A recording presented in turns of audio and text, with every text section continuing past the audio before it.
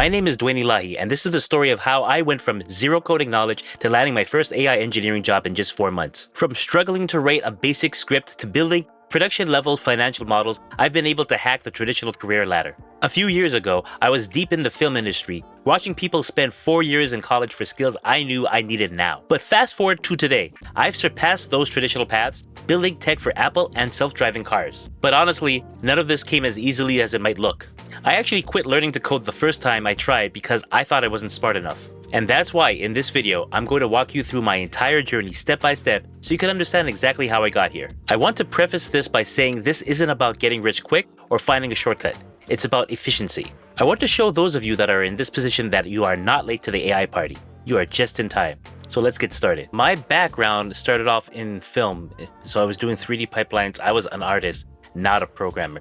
So actually the very first time I attempted to learn Python, I failed miserably. I quit mainly because I did not understand how it worked. I felt I wasn't smart enough.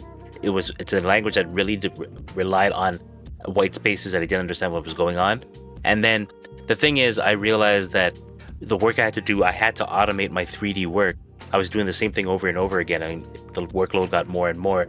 I had to do hundreds of characters, and just be able to repeat that, it was necessary that I had to learn Python because I could just repeat my task.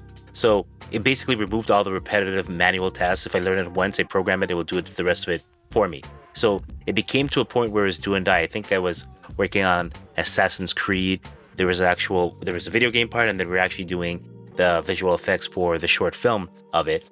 And I had to do hundreds of characters. So it was a do or die moment that I couldn't do the workload unless I learned how to start programming. So it forced me to learn that skills to survive if I wanted to survive in my career. And at first, it wasn't anything revolutionary. I was writing tiny scripts. I wasn't a master of it, but I got the job done.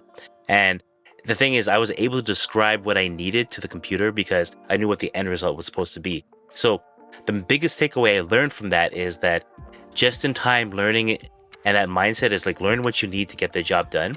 It helped me when I started shifting over to web development, machine learning, and also taking papers and actually writing code from that.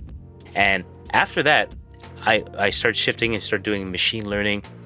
And again, I wasn't a master at it, but I felt, okay, well, I solved real problems. I'm going to apply for real jobs. So I started applying about like 3-4 months.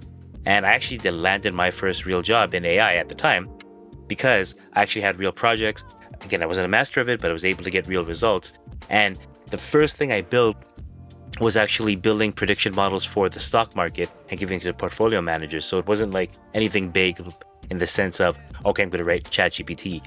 But the thing is, the fact that I was able to get things done is what got me that job. This was the reality check for me.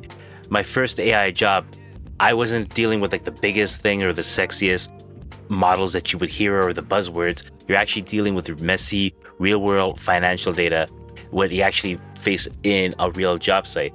And most of my time was actually spent cleaning data, working with like pandas or NumPy and broken data sets, missing data, not formatted correctly, things change over time. S&P 500, for example, is meant to be the top 500 companies, and that changes all the time. Tickers exist and they leave. So all you're dealing with is problems most of the time. And what I realized, what companies want, they want the business value that you're bringing to the table. You're dealing with their real data, and they want that over elegance. Of course, when you're showing their demos and all that, everything looks pretty, but in the real world, things that works is what matters. So in this case, the only question was, did it make money? And if it solved that problem, then it justified, right? And the other thing is, I did leverage my domain knowledge from the past because I worked on pipelines. So I was able to think of that transfer of how chaining things together and actually make it work from end to end, from concept to completion. And the other thing is, I went from coder to a problem solver. So yes, I was a coder, but it was mainly you're there to solve a specific problem. That's your main goal. Coding just happens to be the vehicle that gets you there, right? I was able to bring end-to-end solutions using AI systems. They basically said, this is a problem we have now. This is the solution we want. Build a bridge using the AI solutions to get you there, right? And reinventions basically unlock new demands. So I started off as a 3D artist, and now I'm a builder to this new demanding world here, right?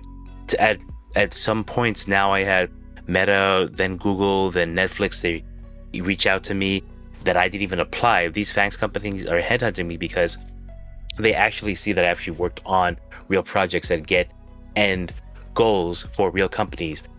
And that is different than just going out and just doing YouTube tutorials and showing the same old things. You have to show that you actually bring business values in a real world scenario. Here's the thing.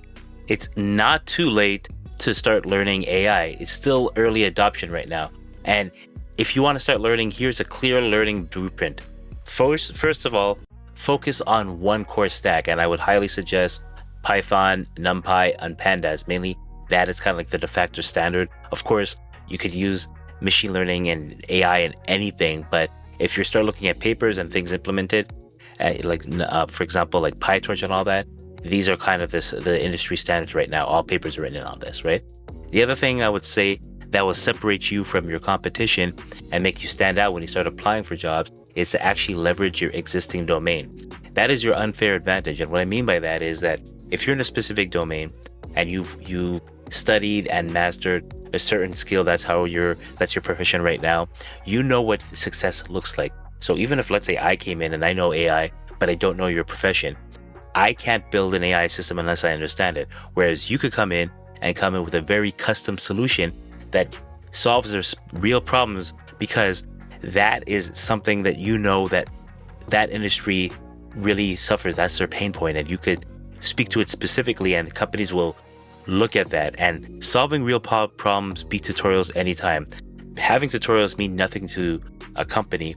They want to know, okay, what is in it for me? Why should I care? Solving their real problems, they're going to actually listen, right? The other thing I would say for the blueprint is start applying for jobs early and iterate fast. So what I mean by that is, while you're still learning, like I mentioned it earlier in the video here, that I started applying for jobs even if I didn't feel ready, right? The thing is, your rejections, it is also feedback, because one, you're going to know why people start rejecting you. You also know it gets through or not. And two, it takes a long process to actually put it out there, someone read it, get back to you. And the thing is, when you get rejected, you know how to iterate and adjust to know what you need to learn and work on for the next time you apply. Stop consuming and start building. Don't just go on social media. Actually start building your AI systems. I gave you a roadmap or blueprint of what to get into, what you start looking into, but roadmaps by itself won't write the code. You actually have to do that for yourself if you really want it.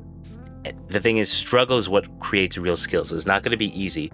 You're going to go in, you're most likely going to have to be persistent, because you're going to most likely have imposter syndrome because you don't know anything, right? Which at the beginning is going to be true. That's why you actually work and be persistent at it, because when you lack confidence, the way to build it is actually get competence, right? And once you start solving real problems, you're going to be more confident of it, and imposter syndrome is going to go away. The thing is about this, you're going to struggle, you're going to make a lot of errors, you're going to clean a lot of code, and you're also going, and a lot of data, you're going to clean a lot of data, and you're going to have a lot of doubt for yourself, right? But the more you do it and the more you solve it, all these things will start, well, maybe not the cleaning and the errors though, but the doubt will start going away and become more confident.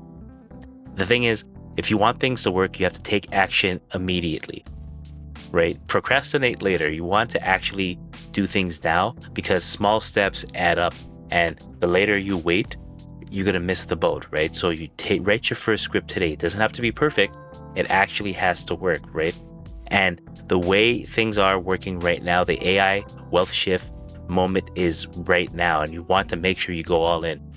Don't be afraid to face the challenges, because every error message is just a lesson in disguise. I truly believe that AI is the biggest wealth transfer of our generation, and you have a seat at the table if you want it. Go 100% all in.